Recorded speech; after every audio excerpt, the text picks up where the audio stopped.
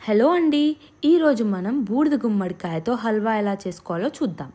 ముందుగా గుమ్మడికాయ పైన చెక్కు తీసేసి దాన్ని ముక్కల కింద కట్ చేసుకోవాలి. దాంట్లో ఉన్న విత్తనాలు తీయడం మర్చిపోకండి. ఆ తరువాత ఆ ముక్కల్ని తురుముగా తురుముకొని దాంట్లో ఉన్న 3/4 ఆఫ్ వాటర్ని పిండేసుకోవాలి.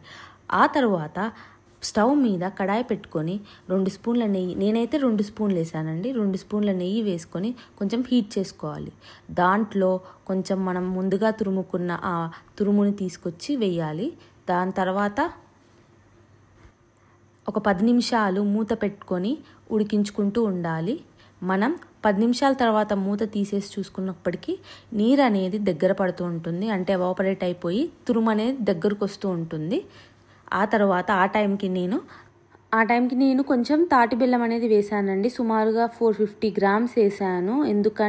తాటి బెల్లం ఎందుకంటే అది ముఖ్యంగా చిన్నపిల్లలకి, పెద్దోళ్ళకి చాలా మంచిది. షుగర్ లెవెల్స్ కంట్రోల్లో ఉంచుతుంది.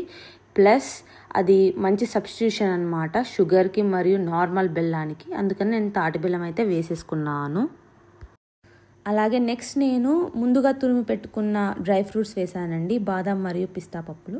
అలాగే కొంచెం ఇలాచీ పౌడర్ అయితే వేసాను మంచి సువాసన కోసం.